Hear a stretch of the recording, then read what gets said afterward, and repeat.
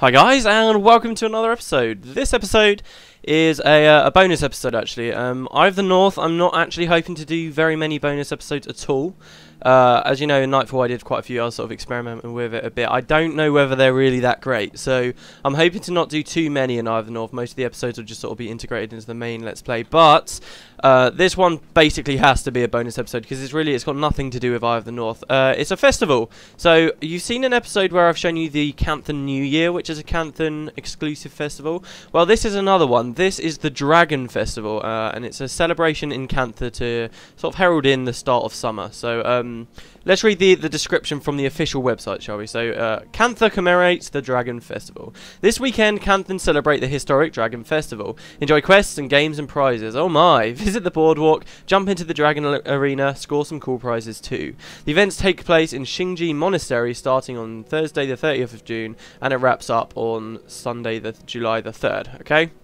So it's also got another description more about the lore, which is what we're probably interested in most. So just over 200 years ago, the Jade Wind changed Cantha forever. After years of struggle, the Dragon Empire rose anew from the ashes of the devastation. To commemorate the rebirth of the Empire of the Dragon and the indomitable spirit of the Canthan people, the Dragon Festival is held every summer at Shinji Monastery. All travellers to Cantha are invited to partake in the games, festivities, and quests, or just enjoy the wonders of the season. This year's festival runs from blah blah blah to blah blah blah and features a visit from the Emperor himself. Okay, so yeah, this festival has happened many times, and there's some pretty cool stuff. You can actually see, why am I at Kaining Center? You might be wondering, not Shinji. I just wanted to show you guys that even this place has been decorated. There's no real quests or anyone to talk to here. So I find it a bit odd that the ArenaNet went to the lengths of actually decorating this place, but they did. So yeah. Anyway, let's go over to Shinji. This festival, the Dragon Festival, is actually older than. It was a festival before the Jade Wind hit, and it kind of became this big thing. It's actually a really ancient festival that was always celebrated, but not to this extent in Cantha until the Jade Wind happened. So I have to wonder what it was, because they never specifically tell you what the festival was originally celebrating before the Jade Wind happened.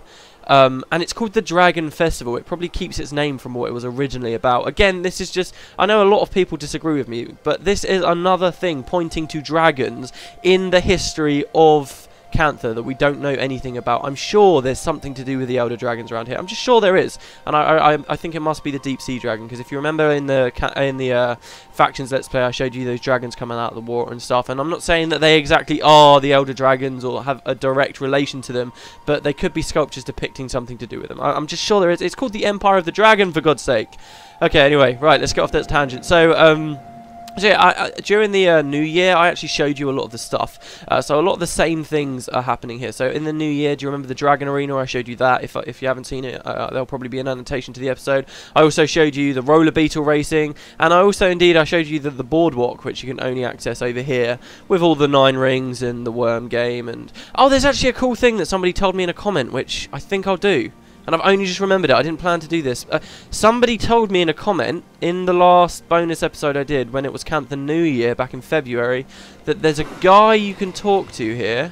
So these are 9 rings with the lucky stuff. Oh, where is he? There's a guy you... Hold on. I've got to find this person. I'm going to speed it up while I look for him.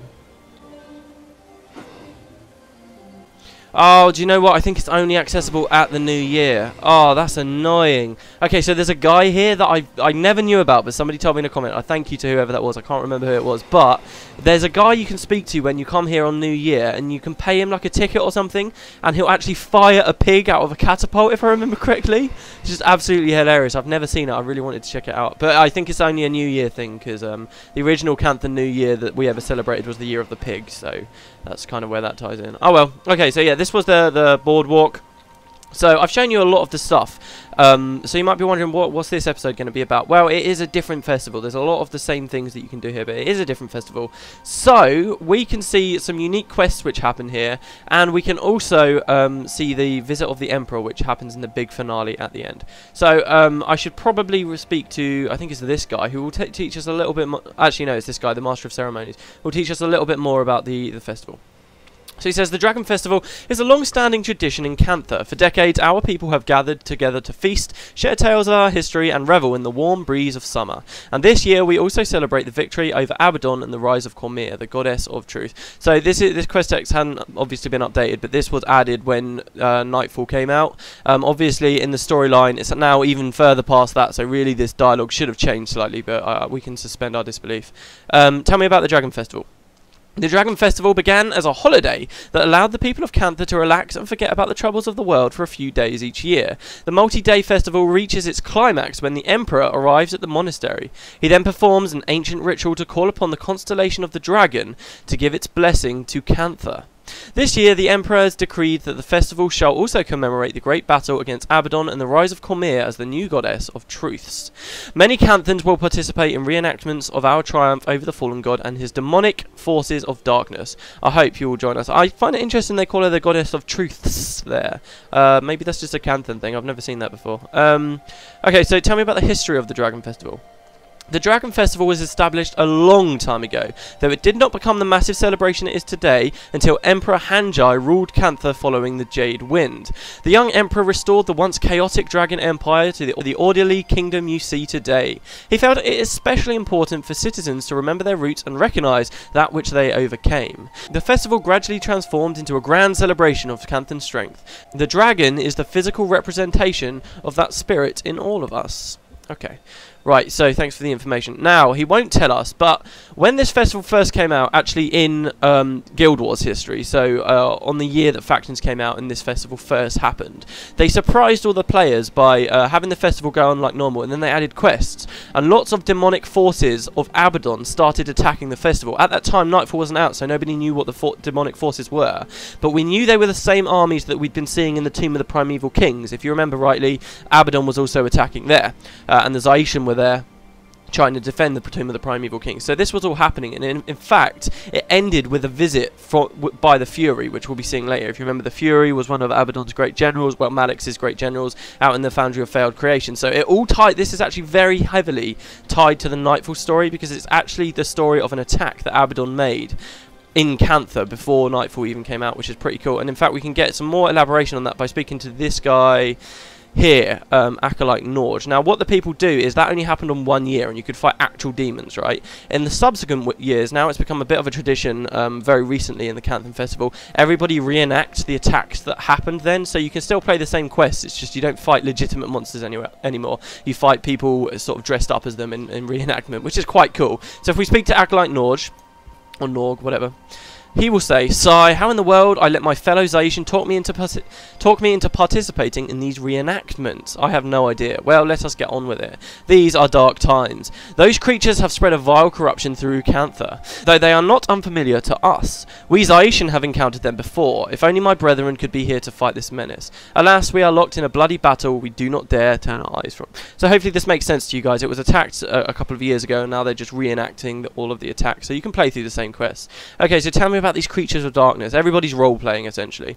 Despite our prior encounters with this foe, we have been able to extract little useful information. They enter our space from a plane of existence beyond our own realm, driven by forces of pure chaos and destruction. What is this other battle you speak of? In the lands of Alona, there is a vast wasteland known as the Crystal Desert. This is interesting as well. He actually classifies the Crystal Desert as being a part of Alona, which is just crazy. But my people, the Zaishan, have confronted these entities at the ancient tomb of the Primeval Kings to destroy them where they enter our world. That they have breached our plane at another location is grave indeed.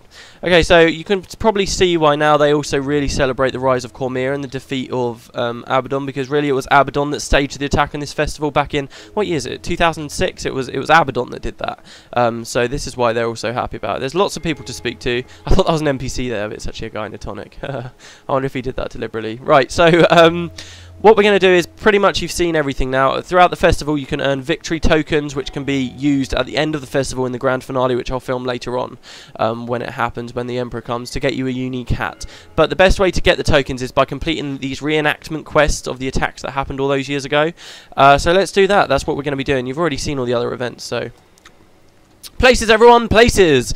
It's good you're here, Tom Bluewood. We've received reports of Yeti aggression in Cantha province. Something has driven them berserk, and they've left their caves to attack a nearby settlement. I have assigned Imperial Guard Musashi to investigate the matter, travel to Cantha province, and help her get to the bottom of this. I guess you could say it's the return of the Yeti.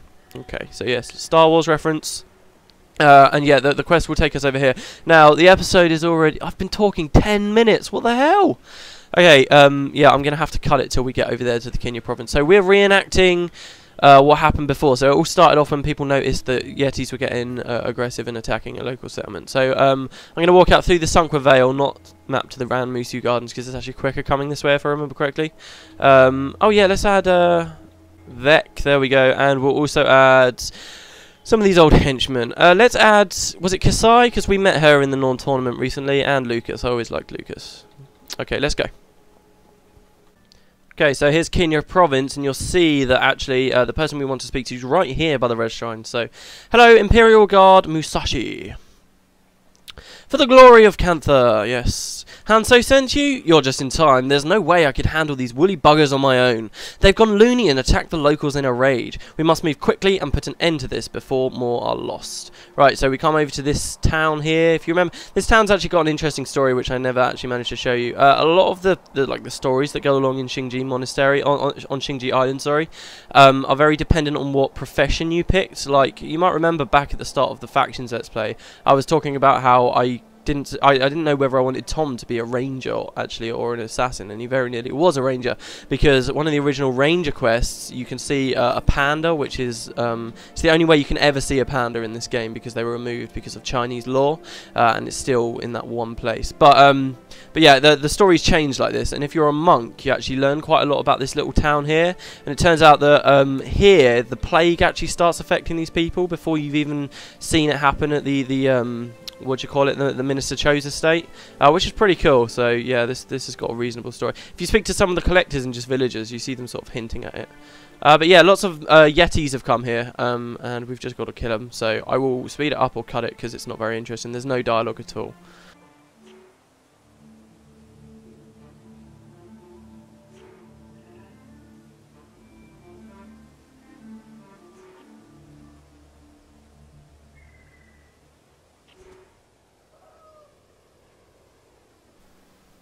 Yeah, there we go, that's all of them. Imperial Guard says, phew, that's all of them. Now, onward, most brave and glorious adventurers, to the cave in Tomat Pass. Something is causing these beasts to rampage, and it's time we got to the bottom of this mysterious mystery.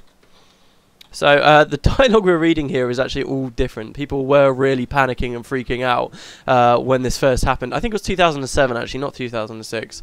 And now, sort of, it's just all become one big joke. It's pretty good, I like it. The joke gets a bit old with people sort of winking at you in the reenactment and stuff constantly, but for the most part, it stays quite funny. Travel to the Yeti Cave in Tomat Pass. Okay, so it's just north up here.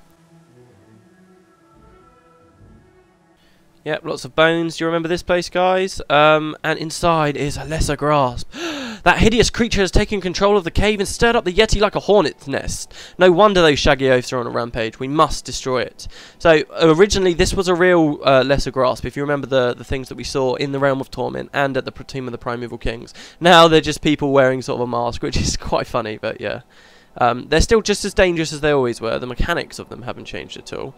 So they'll still be blinding me and stuff. And I've just realised I don't actually have a monk with me, which could be a problem later. Because these are quite high-level quests. They were high-level to encourage, with low-level henchmen to encourage people to party up during the festival, which was a cool idea. Anyway, so she says, that abomination was definitely not of this region. With it gone, the Yeti Cave is safe for those knuckle-dragging primates to move back in. Perhaps they'll stay away from the village with order restored. But for how long? You like that last line? That's mine. We must report our discovery to Hanso immediately. He must know about our findings. Okay, who's hungry? I'm famished. I could eat a Yeti. Right. Stay in character. Never break character. You're a terrible reenactor. Right. Xingji. That's the first quest. And yeah, you complete this quest chain. It pretty much gives you all the victory tokens, you'll see. A creature invaded the cave and drove the Yetis mad? Strange. Let's hope this is an isolated situation. Who writes this stuff? Okay, so yeah, you see I got 40 victory tokens for that. As you go through, I think it takes 250 to get a mask at the end of the festival. And by completing these, you get like 240 tokens. So all you have to do is complete this short, relatively short quest chain, and then participate in like a couple of other festivities, like the roller beetle racing, and then boom, you've got enough for the mask. It's pretty good.